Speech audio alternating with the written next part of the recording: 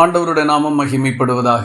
அன்பானவர்களே, இந்த ஆசீர்வாதமான வேளையில வேத வசனங்களை தியானிக்கும்படிக்கு நம்முடைய சிந்தைகளை கர்த்தருக்கு நேராக திருப்பிக் கொள்வோம்.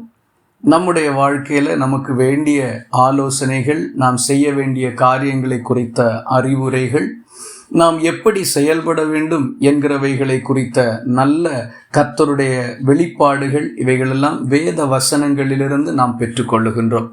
இந்த வேளையிலே அதற்குரிய வேலையா இருக்கிறபடினால் நம்முடைய கவனம் எல்லாம் கர்த்தர் என்ன சொல்லுவார் என்கிறதை மையப்படுத்தி காணப்படட்டும். அப்பொழுதுதான் ஆண்டவர் சொல்லுகிறதை நாம் புரிந்து கொள்ளுகிறதற்கு முடியும். நம்முடைய சற்று நேர தியானத்துக்காக 145வது சங்கீதம் 14வது வசனத்தை வாசிக்கலாம். கர்த்தர் விழுகிற யாவரையும் தாங்கி மடங்கடிக்கப்பட்ட யாவரையும் தூக்கி விடுகிறார். கர்த்தர் விழுகிற யாவரையும் தாங்கி மடங்கடிக்கப்பட்ட யாவரையும் தூக்கி விடுகிறார். நம்முடைய தேவன் நம்மை தாங்குகிற கர்த்தர். இன்றைக்கு நாம் தியானிக்க போகிற செய்தியினுடைய தலைப்பு விழுகிறவர்களை தாங்குகிற தேவன். கர்த்தர் இந்த வார்த்தையின் மூலமாய் நம்மோடு பேசுவாராக. ஒரு நிமிஷம் கண்களை மூடி உள்ளத்திலிருந்து கர்த்தரிடத்திலே வேண்டுதல் செய்வோம். எங்களை நேசிக்கிற அன்பு நிறைந்த நல்ல ஆண்டவரே, உம்மை நன்றியோடு துதிக்கிறோம். இந்த ஆசீர்வாதமான வேளையிலே உம்முடைய ஆலோசனைகளை கேட்டுக்கொள்ளும்படி, நீர் எங்களுக்கு சொல்லுகிற ஆலோசனைகளை புரிந்து கொள்ளும்படிக்கு உம்முடைய பிரசன்னத்தில் நாங்கள் வந்திருக்கிறோம். எங்கள் இருதயத்தையும் மனதையும் உம்மிடத்தில் ஒப்பு கொடுக்கிறோம். உம்முடைய வார்த்தைக்கு முன்பாக நாங்கள் எங்களை அர்ப்பணிக்கிறோம். எங்களோடு பேசும் உம்முடைய இருதயத்தை நாங்கள் உணர்ந்து புரிந்து கொள்ள எங்களுக்கு உதவி செய்தருளும். இயேசு கிறிஸ்து மூலம் ஜெபிக்கிறோம் அன்புள்ள நல்ல பிதாவே, ஆமென். நம்முடைய ஆண்டவர் விழுகிறவர்களை தாங்குகிற தேவன். கர்த்தர் நம்மேலே எவ்வளவு கரிசனை உள்ளவராய் இருக்கிறார் என்கிறதை இந்த வசனம் நமக்கு சுட்டி காட்டுகிறது. விழுதல் என்று சொல்லுகிறது எதிர்பாராத ஒரு சூழ்நிலையில, ஒரு நேரத்தில் நடக்கக்கூடிய ஒரு காரியம். யாரும் நான் விழுவேன் என்று அறிந்து எதிர்பார்த்து போய் விழுகிறது இல்லை. எதிர்பாராத, நினைத்திராத, அப்படி யோசிக்க கூட இடமில்லாத சூழ்நிலைகள், நேரங்களில் விழுதல் என்கிறது வந்து விடுகிறது. ஒரு குழந்தை இருக்கிறது என்று வைத்துக்கொள்வோம். அந்த பிள்ளை நடந்து போய்கொண்டிருக்கிறது. திடீரென்று அது தடுமாறுகிறது. அந்த குழந்தையினுடைய தாயும் தகப்பனும் அது நடக்கிறதை பார்த்து கொண்டிருப்பார்கள். அது எந்த அளவுக்கு தடுமாற ஆரம்பிக்குமோ அந்த அளவுக்கு தாயோ தகப்பனோ அந்த பிள்ளைக்கு அருகில வந்து விடுவார்கள். ஒருவேளை அந்த பிள்ளை கொஞ்சம் சமாளித்து நடக்கும் அப்படின்னா கொஞ்சம் தள்ளி நின்று கொள்வார்கள். ஆனால் அது தடுமாற ஆரம்பித்தாலோ, அதனுடைய பேலன்ஸ் தவறுகிற போது அவர்கள் ஓடி சென்று பிள்ளையை பிடிப்பார்கள். விழுகின்ற நேரம் வருகிற போது அந்த தாயினுடைய தகப்பனுடைய உள்ளமெல்லாம் பதபதைத்து விடும். இதுதான் ஒரு பிள்ளையின் மேலே நடக்கிற, இல்லாவிட்டால் தடுமாறி கொண்டிருக்கக்கூடிய பிள்ளையின் மேலே இருக்கிற பெற்றோருடைய கரிசனை. நம்முடைய ஆண்டவரும் அப்படிப்பட்ட தேவன் தான். அதனால தான் இங்கே சொல்லப்பட்டிருக்கிறது, கர்த்தர் விழுகிற யாவரையும் தாங்கி. பாருங்கள், பாரபட்சமே இல்லை. யார் விழுந்தாலும் ஆண்டவர் தாங்குவார். அவன் போகிற வழியில தடுமாறியோ எந்த சூழ்நிலையானாலும் அவன் விழப்போகிறான் என்றால் நமக்காக பரிதவிக்கிற ஒரு கர்த்தர் இருக்கிறார். ஒருவேளை உங்கள் வாழ்க்கையின் சில சந்தர்ப்பங்களில் நமக்காக பரிதவிக்கிறதற்கோ, என்னை தாங்குகிறதற்கோ, என் கையை தாங்கி பிடிக்கிறதுக்கு யாருமே இல்லை, என்னை தாங்கி ஏந்தி கொடுக்கிறதுக்கு எனக்கு ஆளே இல்லை, இப்படி எத்தனை முறை சொல்லுகிறத நம்ம கேட்டிருப்போம். கொஞ்சம் என்னை தாங்கி பிடிச்சிட்டாங்கன்னா நான் இன்னும் எவ்வளவோ செஞ்சிருக்கலாம், அப்படி என்றெல்லாம் புலம்புகிறவர்களை கூட பார்த்திருப்போம். ஏன், நாம கூட அப்படி சொல்லி இருக்கலாம். இந்த வசனம் நமக்கு ஒரு நல்ல துணைவரை அறிமுகப்படுத்துகிறது. ஆம், நம்முடைய கர்த்தர் தான் அவர். நாம் விழுகிற போது நம்மை தாங்குகிறதற்கு அவர் நம்மோடு இருக்கிறார். ஒரு குழந்தையை கவனித்து கொண்டிருக்கிற பெற்றோரை போல அந்த பிள்ளை தடுமாறுகிற போது ஓடி போகணுமே என்று ஏக்கம் கொண்டு விரைகிற அந்த பெற்றோருடைய மனது நம்முடைய கர்த்தருக்கும் இருக்கிறது. நம்முடைய ஆண்டவர் அப்படித்தான் நம்மிடத்தில் இருக்கிறார். நாம் அவருடைய பிள்ளைகள். ஆகவே இந்த வசனத்தை கொஞ்ச நேரம் கவனிங்க. உங்களை தாங்குகிறதற்கும் கர்த்தர் இருக்கிறார். ஒருவேளை நீங்க கூட அடிக்கடி விழக்கூடிய ஒரு நிலையில உங்கள் வாழ்க்கை பயணம் காணப்படலாம். உங்களை தாங்கும்படிக்கு உங்கள் மேலே கர்த்தருடைய கண்கள் பார்த்து கொண்டிருக்கிறது. அவர் கொஞ்ச நேரம் கூட கண்களை விலக்குகிறதே இல்லை. ஆண்டவர் விலக்கவே மாட்டார். ஏனென்றால் கர்த்தருடைய வார்த்தை அதை சொல்லுகிறது. இதோ இஸ்ரவேலை காக்கிறவர் உறங்குகிறதும் இல்லை, தூங்குகிறதும் இல்லை. அவருடைய கண் இமைகள் நம்மேல் இருக்கிற அவருடைய பார்வையை விட்டு மூடுகிறதே இல்லை. கர்த்தர் நம்மேல் நோக்கமாயிருக்கிறார். தொடர்ந்து நாம் கர்த்தருடைய வசனங்களை நமக்கு தியானிக்கும்படிக்கு செல்லுவோம். எப்படிப்பட்ட சூழ்நிலைகளிலே தேவன் ஒரு மனுஷனை தாங்குகிறார், எப்படிப்பட்ட சூழ்நிலைகளிலே விழுகிற போது கர்த்தர் தாங்குகிறார் என்கிறதற்கு ஒரு 2 வேத பகுதியிலிருந்து கர்த்தருடைய ஆலோசனையை நாம் பெற்றுக்கொள்ள போகிறோம். முதலாவதாக 94வது சங்கீதம் 18வது வசனத்தை வாசிக்கலாம். என் கால் சறுக்குகிறது என்று நான் சொல்லும்போது கர்த்தாவே உமது கிருபை என்னை தாங்குகிறது. நம்முடைய கால்கள் சறுக்கி நாம் விழப்போகிற போது கர்த்தர் நம்மை தாங்குகிறார். இதுதான் நாம் பார்க்கிற முதலாவது காரியம். நாம் சறுக்கலான பாதைகள் வழியாய் போகின்ற போது, இல்லாவிட்டால் ஒரு பாதை சற்று வித்தியாசமாக இருக்கும், நாம் எதிர்பாராத விதமாக சறுக்கி விடுகிறோம். அப்படி என்றால் நம்மை தாங்கும்படிக்கு கர்த்தர் நம்மோடு இருக்கிறார். வசனத்தை பாருங்கள். என் கால் சறுக்குகிறது என்று நான் சொல்லும்போது கர்த்தாவே உம்முடைய கிருபை என்னை தாங்குகிறது. இதுதான் சங்கீதக்காரனுடைய அனுபவம். என் கால் சறுக்குகிறது என்று சொல்லும்போது ஆண்டவருடைய கிருபை என்னை தாங்குகிறது. ஆமா, நம்முடைய வாழ்க்கையிலையும் கர்த்தர் அப்படித்தான் நம்மை தாங்கி நடத்துகிறார். நம்மை தாங்குகிறதற்கு ஒரு கர்த்தர் இருக்கிறார். அந்த குரலை பாருங்க. என் கால் சறுக்குகிறது என்று நான் சொல்லும்போது, சில நேரங்களில் நாம எல்லாமே வாய்களை திறந்து உடனே சொல்லுகிறது இல்லை. சில நேரங்களில் கால் சறுக்குதே அப்படின்ட்டு நம்ம உள்ளத்தில் நம்ம நினைப்போம். சில நேரங்களில் தான் நம்முடைய வாயிலிருந்து அந்த வார்த்தைகள் வரும். அது நம்முடைய முதிர்ச்சியை பொறுத்து. அப்போது நம்முடைய உள்ளத்தில் கூட அப்படி ஒரு எண்ணம் உண்டாகிற போது நம்மை தாங்கும்படிக்கு வருகிறவர் நம்முடைய தேவன். அவருடைய கிருபையை தந்து நம்மை தாங்குவார். நம்முடைய சறுக்கல் என்று சொல்லும் பொழுது, உதாரணமாக ஒரு மனுஷன் செல்லுகின்ற பாதை சில நேரங்களில் சறுக்கலானதாக இருக்கும். அந்த பாதையை கடந்து தான் அவன் போக வேண்டி இருக்கும். சில நேரத்தில் வேலைக்கு போகிறவர்களை எடுத்துக்கொள்வோம். உதாரணமாக அவர்கள் கடந்து செல்லுகிற வழி சற்று கடினமாக காணப்படும். மழை நேரங்களோ மற்றும் சரியான அமைப்புள்ள பாதைகள் இல்லாமல் இருக்கிற போது சறுக்கல் ஏற்பட்டுவிடும். அப்போ ரொம்ப கவனமாக அந்த பாதைகளில் அவர்கள் செல்லுவார்கள். அப்போது அவங்க அதில் போய்த்தான் ஆக வேண்டும். வழி சரியில்லை, அதனால நான் இன்றைக்கு வேலைக்கு போகவில்லை என்று யாரும் சொல்ல முடியாது. அது அவன் செய்ய வேண்டிய வேலை.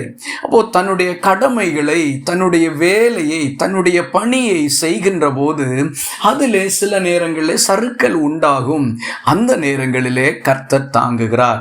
தன்னுடைய வேலையை செய்யாமல் இருக்கிற சோம்பேறிகளாய் இருக்கிறவர்களுக்கு இந்த அனுபவங்களும் வராது, கர்த்தருடைய உதவியும் கிடைக்காது. ஆனால் தன்னுடைய கடமையை, தன்னுடைய வேலையை சரியாக செய்யும்படிக்கு உற்சாகத்தோடு போகிறவனுடைய பாதை சில நேரங்களில் சறுக்கலாக இருக்கும். ஆனால் கர்த்தர் அவனை பார்த்து கொண்டிருப்பார்.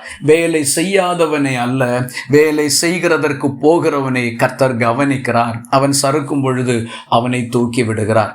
சில நேரங்களில் நம்முடைய பாதைகளையும் நம்முடைய அந்த லட்சியங்களையும் அடையும்படிக்கு நாம் எடுக்கிற முயற்சிகள், நாம் எடுக்கிற பிரயாசங்கள் சில நேரத்தில் சறுக்கலாகி விடுகிறது. அந்த நம்முடைய தேசத்தில் கூட அந்த இஸ்ரோவிலிருந்து அனுப்பப்பட்ட எத்தனையோ ராக்கெட்டுகள் எல்லாம் பல முறை தோல்வியில முடிவடைந்து விட்டது. அதெல்லாம் வெடித்து சிதறி விட்டது. எவ்வளவோ நஷ்டம்தான். ஆனாலும் அதில் என்ன சொல்லுவார்கள், இந்த முறை அந்த முயற்சி சற்று சறுக்கலாகிவிட்டது, தோல்வியில் முடிந்தது என்று. ஆனாலும் அவர்கள் அதை நிறுத்துகிறதில்லை. மீண்டும் மீண்டும் முயற்சி செய்து வெற்றி பெற்றிருக்கிறார்கள். நாமெல்லாம் அதை பெருமைப்பட்டு கொள்ளுகின்றோம். நம்முடைய நாடு அடைந்த வெற்றிகளுக்கு நாம் மிகவும் சந்தோஷப்பட்டு கொள்ளுகின்றோம். இது போலதான் உங்கள் வாழ்க்கையிலையும் நம் ஒவ்வொருவருடைய வாழ்க்கையிலையும் பல நேரங்களில் சறுக்கல்கள் வரலாம். ஆனால் நம்மை தாங்கி பிடித்து, நம்மை தூக்கி நிறுத்தி மீண்டும் அந்த பாதையில முன்னேறி போய் லட்சியத்தை அடைய வைக்கிறவர் தான் நம்முடைய தேவன். உங்களை நடத்துகிற கர்த்தரும் உங்களில் இப்படித்தான் விருப்பம் உள்ளவராய் இருக்கிறார். ஆகவே என்னுடைய முயற்சியில நான் தோற்று போய் கொண்டிருக்கிறேன், சறுக்கல் அடைந்து கொண்டிருக்கிறது, என்னால் இதை சரியாக செய்கிறதற்கு முடியாமல் போய்விடுமோ என்று நினைக்கிறேன், தோற்று போவேனோ என்று எண்ணுகிறேன். இல்லை இல்லை, இதெல்லாம் வரலாம். நீங்க இப்பெல்லாம் நினைக்க வேண்டிய ஒரு காரியம், என்னை தாங்கும்படிக்கு என் ஆண்டவர் என் கூட இருக்கிறார். இந்த முயற்சியை வெற்றிகரமாக்கி தருகிறதற்கு என் கர்த்தர் என்னோடு கூட இருக்கிறார். நீங்க பண்ற ப்ராஜெக்டா இருக்கலாம், உங்களுடைய ஏதோ ஒரு பெரிய கனவு திட்டமா இருக்கலாம், ஒரு பெரிய லட்சியமாக இருக்கலாம், ரொம்ப வருஷம் ஆசைப்பட்டதா இருக்கலாம். இப்போ அதுல உங்களுக்கு சறுக்கல் இருக்கலாம். நல்லா நினைச்சுக்கோங்க, உங்களுக்கு உதவி செய்ய ஒருவர் இருக்கிறார். அது உங்களை உண்டாக்கின கர்த்தர். இத்தனை வருஷம் உங்களை நடத்தி கொண்டு வந்த கர்த்தர் தான் உங்களுக்கு துணை செய்கிறார். நீங்க தெரியாம கூட எத்தனையோ இடங்கள்ல உங்கள் கால்கள் எல்லாம் சறுக்கி விழுந்து போக வேண்டிய இடங்கள்ல கர்த்தர் உங்களை தாங்கி பிடிச்சு நிலைநிறுத்தி இருக்கிறார் இல்லையா? இன்னும் நடத்துவார். ஆகவே உங்களுடைய லட்சியத்தை அடையும்படிக்கு கர்த்தர் உதவி செய்வார். சில நேரங்களிலே இந்த சறுக்கல் எப்படி வரும் தெரியுமா? ஒரு குழப்பமாக இருக்கும். ஒரு என்ன செய்கிறதுன்றே தெரியல, நான் என்ன பண்ணுவேண்டே எனக்கு தெரியல. அந்த குழப்பமே ஒரு சறுக்கலாக மாறிவிடும். ஆண்டவர் முடிவெடுக்க முடியாத சூழ்நிலைகளிலேயும் உங்களுக்கு நல்ல கிருபைகளை தந்து உங்களை தாங்குவாராக. தாவீது என்கிற ஒரு தேவனுடைய மனுஷனை நாம் பைபிளில் வாசிக்கிறோம். அவர் ஒரு முறை இன்னொரு ராஜாவோடு சேர்ந்து யுத்தத்திற்கு அவருடைய வீரர்களோடு போயிருந்தார்கள். அப்பொழுது அவர்களுடைய குடும்பத்தினர்கள், பிள்ளைகள், மனைவிகள், அவர்களுடைய சொத்து சம்பத்துகள் எல்லாம் சிக்லாக் என்கிற ஒரு பட்டணத்தில் வாழ்ந்து கொண்டிருந்தார்கள்.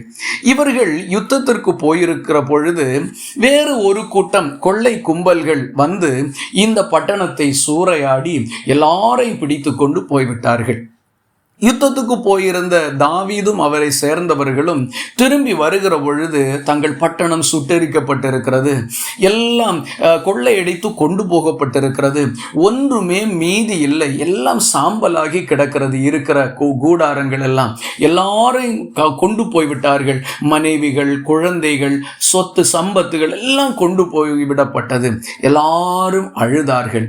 தாவீதுக்கு என்ன செய்வதென்றே தெரியவில்லை. தாவீதினுடைய வாழ்க்கையில எதிர்பாராத ஒரு பெரிய சறுக்கல் வந்தது. தாவீது கோலியாத் என்கிற மாவீரனை வீழ்த்தி வெற்றி பெற்றவன் தான். தாவீது கர்த்தர் அவனோடு கூட இருக்கிறார் என்கிறதற்கு சாட்சி பகர்ந்தவன் தான். கர்த்தர் தாவீதை அபிஷேகம் பண்ணினதெல்லாம் உண்மைதான். அவனை கர்த்தர் ராஜாவாக்க வேண்டும் என்று சித்தம் கொண்டிருந்ததெல்லாம் உண்மைதான். ஆனால் இந்த இடத்திலே தாவீது சற்றும் நினைச்சு கூட பார்க்காத அளவுக்கு ஒரு சறுக்கல் அவனுக்கு வந்து விடுகிறது. அவன் கர்த்தரை நோக்கி கூப்பிட்டான், ஆண்டவரே, நான் அவர்களை பின்தொடர்ந்து போகலாமா? ஆண்டவர் சொன்னார், நீ போ. இதுதான். கூட இருந்தவர்கள் கூட தாவீதை கல்லெறிஞ்சு கொன்னு போடணும். ஏன்னா நாம தாவீது கூட யுத்தத்துக்கு போனதுனால தான் நம்ம குடும்பத்தெல்லாம் இழந்துட்டோம் அப்படின்னு சொல்லி ஒரு கூட்டம் பேர் கற்களை எடுத்துக்கொண்டு தாவீதை எறிந்து கொல்லுகிறதற்கு ரெடியா இருக்கிறாங்க. தாவீது ஆண்டவருக்குள் தன்னை திடப்படுத்தினான். அன்பான தேவனுடைய பிள்ளைகளே, ஒருவேளை உங்க சூழ்நிலை கூட உங்க மேல கல்லெறிகிறதற்கோ உங்க மேல குற்றம் சாட்டுகிறதற்கோ இவனால தான் இந்த பிரச்சனை எல்லாம் வந்துச்சுது அப்படின்னு சொல்றதுக்கோ ஒரு சிலர் கூட்டமாக நிற்கலாம். ஆனால் நீங்கள் இந்த சறுக்கலான வேளையிலே உங்களை தாங்குகிற கர்த்தரை நோக்கி பாருங்க. தாவீதை கர்த்தர் நீ போ என்று சொன்னார். அவன் போகிற போது அவனுக்கு அவனுடைய எதிரிகளிடத்திலிருந்து அவர்கள் வழியில கைவிட்டு போன ஒரு வேலைக்காரன் நோய்வாய்ப்பட்டவனாக இவர்கள் கைகளிலே அகப்பட்டு கொண்டான். அவனுக்கு தண்ணீரை கொடுத்தார்கள், அவனுக்கு சிகிச்சைகளை கொடுத்து உணவை கொடுத்து அவன் திடப்பட்டு கொண்ட போது அவன் மூலமாக எல்லா தகவல்களையும் தெரிந்து கொள்ளும்படிக்கு தேவன் அப்படி ஒரு வழியை உண்டு பண்ணினார். அப்படி அதை தெரிந்து கொண்டு நேராக போய் அவர்கள் யுத்தம் பண்ணி அவர்களுடைய எல்லா உடைமைகளையும் திருப்பி கொண்டார்கள். வேதம் சொல்லுகிறது, அவன் இழந்த எல்லாவற்றையும் திருப்பி கொண்டான், ஒன்று கூட தவறி போகவில்லை. இங்கதான் கவனிக்கணும் தேவனுடைய பிள்ளைகளே. ஆண்டவர் ஒரு மனுஷனை தாங்குகின்ற போது அவன் சறுக்கினதுனால அவனுக்கு எந்த தீங்கும் வராது, அவனுக்கு எந்த நஷ்டமும் உண்டாகாது. கர்த்தர் அவனுக்கு துணை நிற்கிறார். இந்த ஆண்டவர் இதுபோல உங்க வாழ்க்கையில, உங்க குடும்ப ஜீவியத்துல, ஒருவேளை மனைவி புருஷனுக்கு இடையில, பெற்றோர் பிள்ளைகளுக்கு இடையில, சறுக்கல்கள் இருக்கலாம்.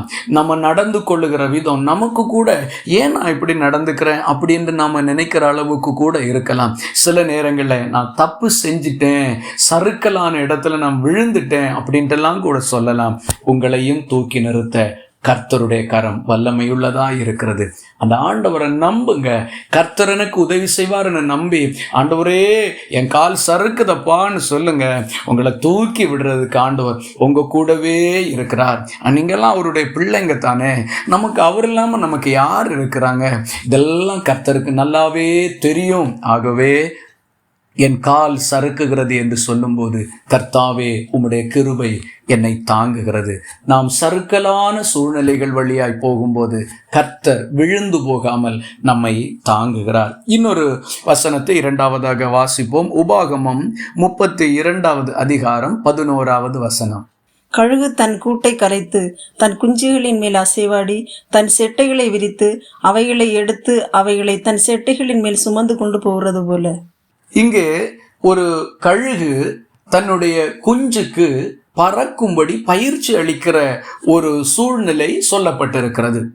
தாய் பறவைகள் தங்களுடைய குஞ்சுகள் பறக்கிறதற்கு ஏற்ற பருவம் அடைகிறது வரைக்கும் அதுக்கு நன்றாக உணவளித்து, அது பறக்கக்கூடிய ஒரு ஸ்டேஜ் வந்த உடனேயே இவைகள் என்ன செய்துவிடும்? அந்த குஞ்சுகளை கூட்டை விட்டு வெளியே கொண்டு வந்துவிடும். அது கூட்டுக்குள்ளே இருக்கிறது வரைக்கும் அதால் பறக்க முடியாது. ஆகவே அதை வெளியே கொண்டு வந்துவிடும். வெளியே கொண்டு வரும் பொழுது அந்த கூட்டினுடைய அனுபவம் வேற, வெளியே உள்ள அனுபவம் வேற. கூட்டுக்குள்ள அதற்கு சுற்றிலும் பாதுகாப்பு இருக்கிறது. இப்பொழுது வெளியே அந்த பாதுகாப்பு இல்லை. இந்த வசனம் சொல்லுகிறது பாருங்க, கழுகு தன் கூட்டை கலைத்து. முதலாவது அந்த தாய் கழுகு என்ன செய்யும்? தன்னுடைய குஞ்சுக்கு பறக்க கற்றுக் கொடுக்கும்படி கூட்டை கலைத்து விடும்.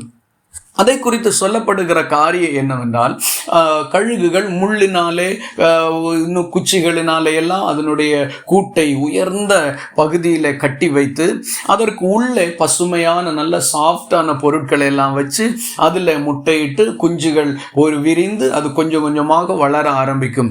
இது வளர வளர வளர அந்த நல்ல சாஃப்டான பகுதியிலே அது அந்த குஞ்சுகள் அப்படியே அமர்ந்திருக்கும், படுத்துக்கொள்ளும், வாழ்ந்து கொண்டிருக்கும். இது பறக்கக்கூடிய ஒரு நிலைக்கு இறகுகள் எல்லாம் வளர்ந்து வருகிற பொழுது தாய் கழுகு அந்த கூட்டுக்குள்ளே இருக்கக்கூடிய பஞ்சை போன்ற நல்ல பசுமையான அந்த அந்த சாஃப்டா இருக்கிற பகுதிகள் எல்லாம் எடுத்து வெளியே போட்டு விடுமா.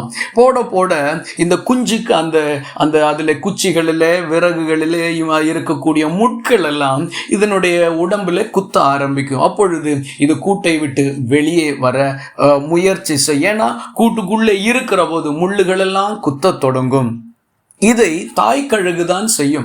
அப்போ இந்த குஞ்சுக்கு எப்படி இருக்கும்? என் அம்மாவுக்கு என்கிட்ட பாசமே இல்லை, நான் எவ்வளவு நல்லா இருந்தேன், இப்போ திடீர்னு என் அம்மாவோட மனசு மாறிச்சுது, என் அப்பாவோட மனசு மாறிச்சுது, ஏன் இப்படி மாறினாங்க, ஏன் இப்படி நடந்துக்கிறாங்க, எனக்கு புரியவே இல்லை அப்படிங்கிற எண்ணங்கள் எல்லாம் கூட அந்த குஞ்சு கழுகுக்கு உண்டாகி இருக்கும். ஆனால் அதனுடைய தாய் கழுகு அதை பற்றி கவலைப்படவே இல்லை.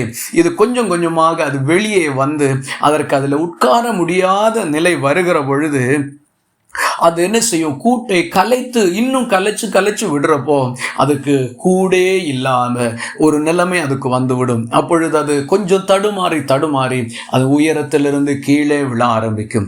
இந்த தருணத்தை தாய் கழுகு பார்த்து கொண்டே இருக்கும். அது எவ்வளவு கத்தி கூச்சல் போட்டிருக்கும் அந்த குஞ்சு. அந்த வசனத்தை தொடர்ந்து வாசிக்கிற பொழுது, தன் கூட்டை கலைத்து தன் குஞ்சுகளின் மேல் அசைவாடி தன் செட்டைகளை விரித்து அவைகளை எடுத்து அவைகளை தன் செட்டைகளின் மேல் சுமந்து கொண்டு போகிறது போல. எத்தனை படிகள் இங்கே சொல்லப்பட்டிருக்கிறது? 5 படிமுறைகள் இங்கே சொல்லப்பட்டிருக்கிறது. முதலாவது, கழுகு தன்னுடைய குஞ்சுக்கு பயிற்சி கொடுக்கும்படி கூட்டை கலைக்கிறது. நாம் இங்கே பார்த்து கொண்டிருக்கக்கூடிய இந்த இரண்டாவது தலைப்பு என்னவென்றால், பயிற்சியின் போது விழுந்து விடுகிற நேரங்களிலே தாங்குகிறது. நம்முடைய ஆண்டவர் நம்மை பயிற்றுவிக்கிறவர். சில நேரத்தில் சில இடங்களை விட்டு நம்மை வெளியே கொண்டு வருவார், சில நட்புகளை விட்டு வெளியே கொண்டு வருவார். நம்மை அழிக்கிறதுக்காக அல்ல, நம்மை நாட்டுகிறதற்காக. கொஞ்சம் யோசித்து பாருங்க. சில மரங்களிலிருந்து கிளைகளை வெட்டி எடுப்பாங்க. வெட்டி எடுக்கிறப்போ அந்த கிளை நினைக்கும், என்ன இந்த நல்ல மரத்தில் நான் எவ்வளோ அழகாக இருந்துட்டு இருந்தேன், வெட்டிட்டாங்களே அப்படின்ட்டு நினைக்கும். ஆனால் இதை என்ன செய்வாங்க, கொண்டு போய் இன்னொரு இடத்துல நடுவார்கள். அதுக்கு கஷ்டமாகத்தான் இருக்கும். ஆனால் அது வெட்டப்பட்டு இன்னொரு இடத்துல நடப்பட்டதனால் சில நாட்களில் சில மாதங்களிலே அதுவும் ஒரு தனி மரமாக மாறும். கவனியுங்கள், அந்த மரத்திலே தாய் மரத்திலே இருக்கிறது வரைக்கும் இது ஒரு கிளை. இன்றைக்கு அது வெட்டப்பட்டு இன்னொரு இடத்துல நடப்பட்டதுனாலே இப்போ அது கிளை அல்ல, அது மரம். அது வெட்டப்படுறப்ப கஷ்டமா தான் இருந்திருக்கும். பாருங்க, இந்த குஞ்சும் அதே போலதான் நல்ல ட்ரெயின் அப் பண்ணுகிறவர் நம்முடைய ஆண்டவர். சில உறவுகளை விட்டு வெளியே கொண்டு வருவார். சில நேரங்களில் குடும்ப உறவுகளிலிருந்து கூட கர்த்தர் வெளியே கொண்டு வந்து ஆசீர்வதிக்கிறவர் நம்முடைய தேவன். பிரிக்கிறவர் அல்ல, எவரையும் பிரிக்கிறதல்ல. புருஷனை மனைவியை கர்த்தர் பிரிக்கிறவர் அல்ல. வேதம் சொல்லுகிறது, தேவன் இணைத்ததை மனிதன் பிரிக்காதிருக்க கடவன். பிரிவினையை குறித்து நான் இங்கே சொல்லவில்லை, பயிற்சி அளிக்கிற இடத்தை குறித்து உங்களுக்கு சொல்லுகிறேன். சில நேரத்தில் இராணுவத்தில் எல்லாம் சேருகிறதற்கு சில சகோதரர்கள் உற்சாகமாக போவார்கள்.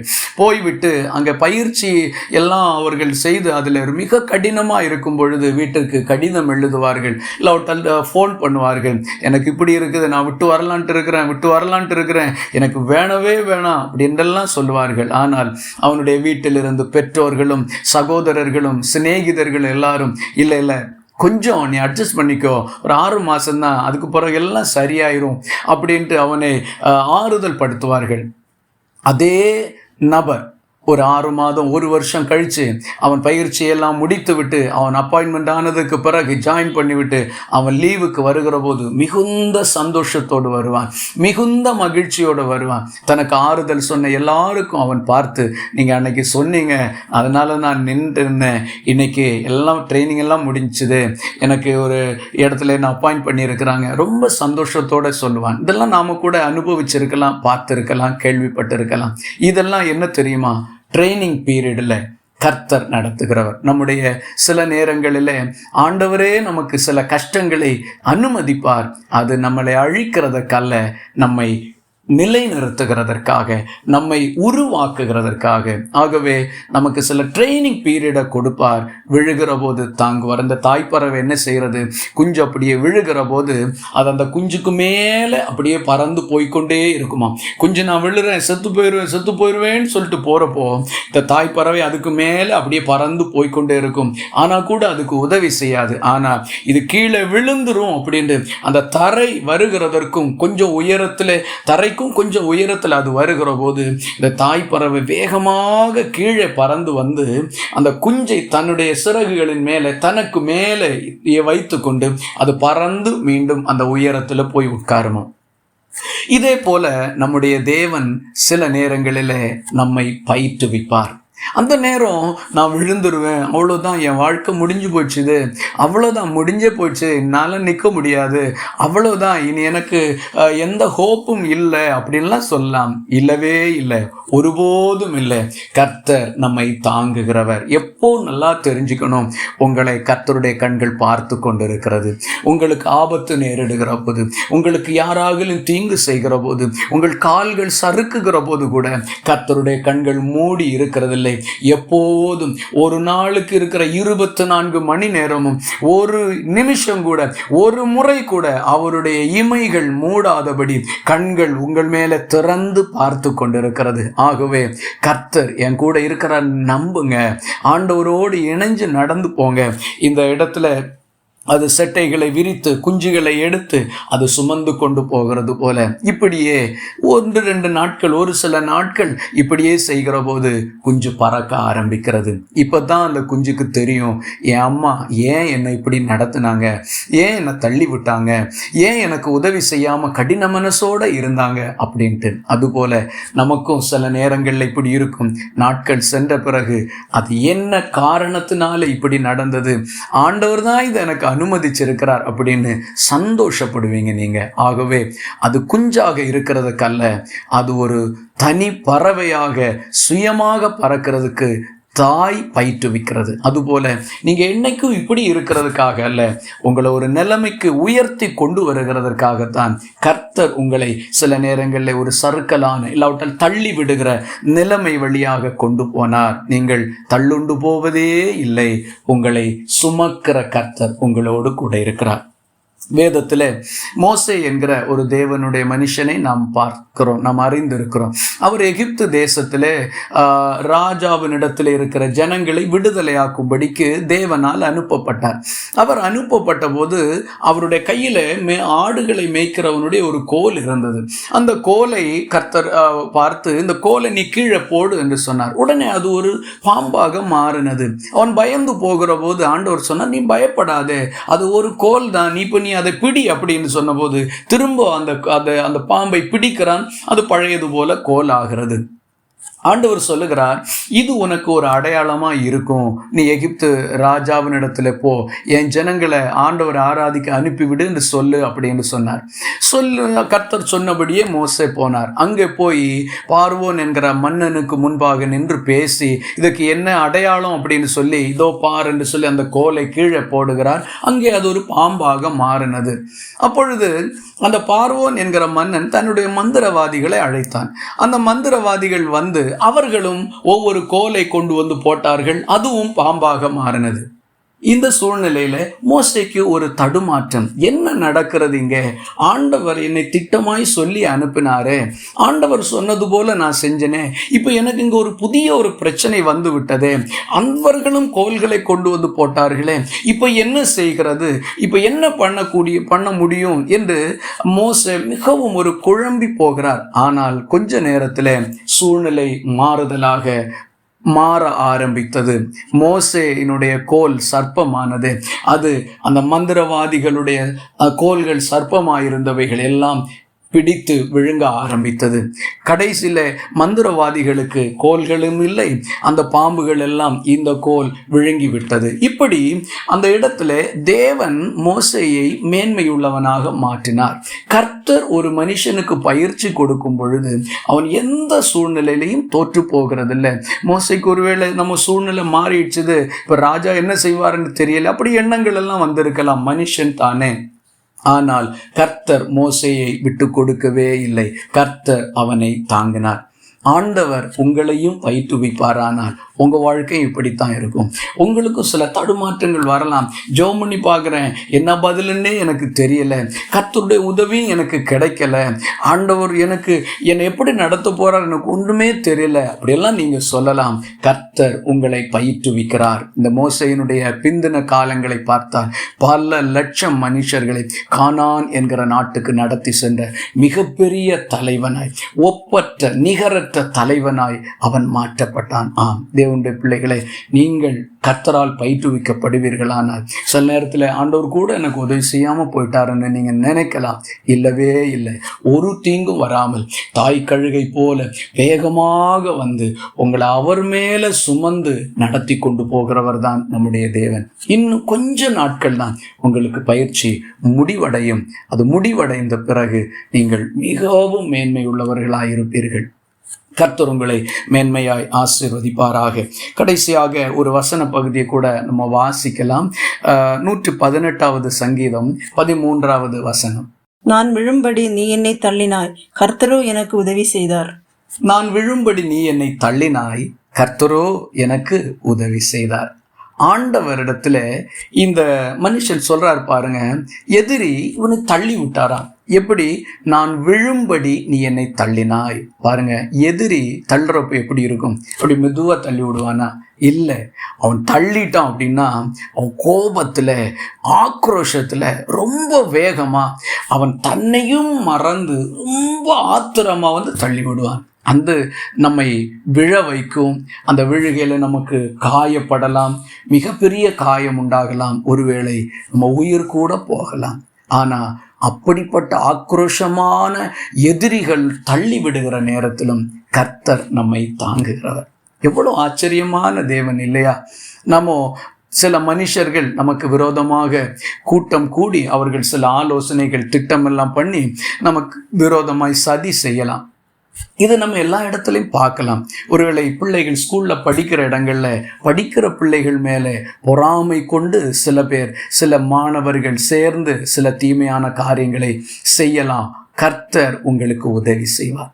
வேலை செய்கிறவங்களை எடுத்துக்குவோம். அவங்க வேலை செய்கிற இடத்துல இவர்கள் மேலே, உங்க மேலே வேறு சிலர் பொறாமை கொண்டு உங்களுக்கு தீமையான காரியங்களை செய்யலாம். அவங்க சேர்ந்து அவங்க டிபார்ட்மெண்ட்டில் இல்லாவிட்டால் உங்கள் ஆஃபீஸில் மேலிடத்தில் உங்களுக்கு விரோதமான எதையாகலும் அவங்க செய்யக்கூடும். ஆனால் ஒன்றை நல்லா தெரிஞ்சுக்கணும், உங்களை நடத்துகிறவர் கர்த்தர், அவங்க அல்ல. இந்த வசனம், நான் விழும்படி நீ என்னை தள்ளினாய், கர்த்தரோ எனக்கு உதவி செய்தார். அப்படின்னா ஒரு பிக்சரா கொஞ்சம் இமேஜின் பண்ணி பாருங்க. ஒருத்தர் ரொம்ப வேகத்துல வந்து இவனை தள்ளி விட்டார். ஆனா இவன் விழப்போற நேரத்துல எப்படின்னு தெரியாம யாரோ ஒருத்தர் அவனை தாங்கி அவனை தூக்கி நிறுத்தினார். அவன் நினைச்சான் இவன் இதோட ஒழிஞ்சிட்டான் அப்படின்ட்டு. இவனும் நினைக்கிறான் நான் அவ்வளவுதான், என் காரியம் முடிஞ்சுது அப்படின்னு இவன் நினைக்கிறப்போ யாரும் நினைச்சிராத பிரகாரமாக வித்தியாசமா ஒண்ணு நடக்குது. இவனை யாரோ தூக்கி நிறுத்திட்டாங்க. இப்போ அவன் எழும்பி நின்று சொல்றான், பார்க்கறான், ஆண்டவர் என்ன தூக்கி நிறுத்திட்டாரு, என்ன தாங்கினாரு அப்படின்ட்டு அவனுக்கு நல்லா தெரியுது. இப்போ இவன் அவனை பார்த்து சொல்றான், நான் விழும்படி நீ என்னை தள்ளினாய், கர்த்தரோ எனக்கு உதவி செய்தார். எவ்வளோ ஆச்சரியமா இருக்குது பாருங்க. நமக்கு விரோதமாக அநியாயமாய் ஒரு மனுஷன் தீமை செய்தாலும், பலர் தீமை செய்தாலும் தேவன் இப்படித்தான் நம்மளை தாங்குவார், இப்படித்தான் நமக்கு உதவி செய்வார். நம்ம கேட்கலாம், ஆண்டவர் எனக்கு உதவி செய்யுங்கப்பா அப்படின்ட்டு. ஆண்டவர் உதவி செய்யாதது போல இருக்கலாம். கடைசியில் அவன் தள்ளிட்டான், நமக்கு பிரச்சனை உண்டு பண்ணிட்டான், அவ்வளவுதான், நம்ம முடிஞ்சு போயிடுச்சுது அப்படின்னு நினைக்கிறப்போ அப்பதான் கர்த்தர் நான் இருக்கிறேன் என்று சொல்லுவார்.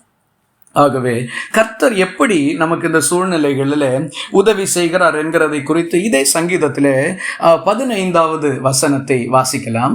நீதிமான்களுடைய கூடாரங்களில் இரட்சிப்பின் கெம்பீர சத்தம் உண்டு, கர்த்தரின் வலதுகரம் பராக்கிரமம் செய்யும். நீதிமான்களுடைய கூடாரங்களில் இரட்சிப்பின் கம்பீர சத்தம் உண்டு, கர்த்தரின் வலதுகரம் பராக்கிரமம் செய்யும். நீதிமானுடைய கூடாரத்துல ரட்சிப்பின் கம்பீர சத்தம் உண்டு. ரட்சிப்பு அப்படி என்றால் இதே நிலைமை தான். ஒருத்தன் தள்ளி விடுறான், அவன் விழ போறான், ஆண்டவர் அவனை காப்பாத்துறார். இதுதான் ரட்சிப்பு. அப்போ நீதிமானுடைய வீட்டிலே ரட்சிப்பின் கம்பீர சத்தம். நாம் நீதிமான்களாய் வாழணும்.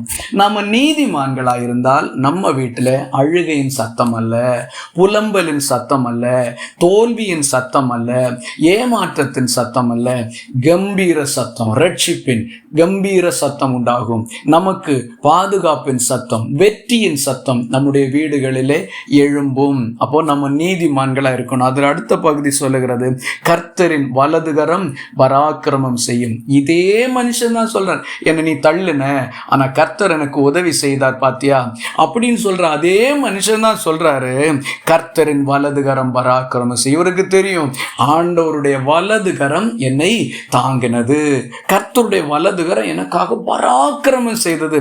பராக்கிரமம்னா என்ன தெரியுமா? இப்ப யுத்தம் நடக்குது அப்படின்னா ஒரு ராணுவம் இன்னொரு ராணுவத்தை அடிச்சு நொறுக்கி சின்ன பின்னமாக்கிட்டாங்க அப்படின்னா என்ன செய்வாங்க? அவ்வளவுதான், அடிச்சு பயங்கரமா அடிச்சு இல்லாமலே காலி பண்ணிட்டாங்க அப்படின்னு சொல்றப்போ இதுதான் பராக்கிரமம், எதிரிகளை துவம்சம் செய்கிறதான செயல். அப்போ இது போன்ற ஒரு காரியத்தை எனக்கு என் எதிரிகள் மேலே கர்த்தர் எனக்காக அவருடைய வலது கரத்தினால செய்திருக்கிறார். அப்போ எனக்காக செயல்பட்டது மனுஷ கரம் அல்ல, தேவனுடைய கரம். அன்பான தேவனுடைய பிள்ளைகளே, உங்களுக்கு அநியாயமாய் அநீதியாய் பலர் சேர்ந்து தீமை செய்யலாம், ஆனால் உங்களுக்கு நியாயம் ஆன நீதியான தேவனுடைய கரம் தாங்கும். வேதத்துல நம்ம படிக்கிற போது ஏசாயா 41வது அதிகாரம் 10வது வசனத்தை வாசிக்கலாம்.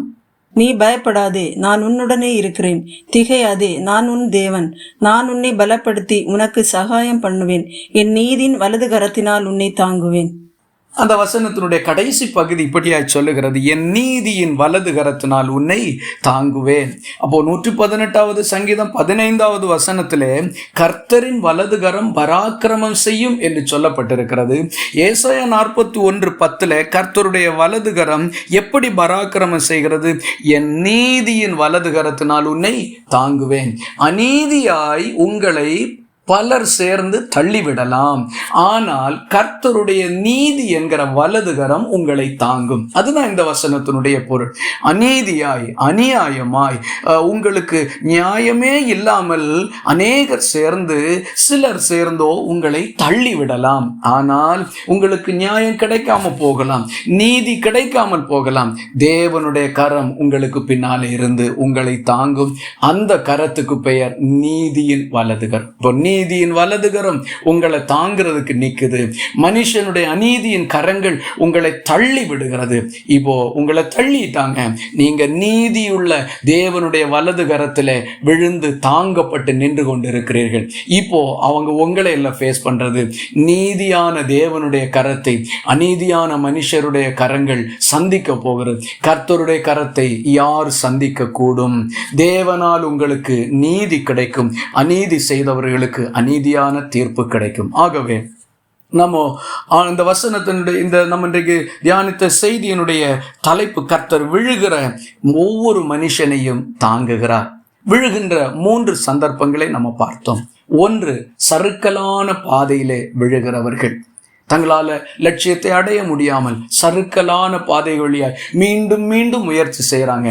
அவங்கள கர்த்தர் தாங்குகிறார். அவன் விழுந்து போகிறதுக்கு, பிரச்சனையில் அமிழ்ந்து காணாமல் போகிறதுக்கு விடவே மாட்டார். கர்த்தர் உங்களை தாங்குவார்.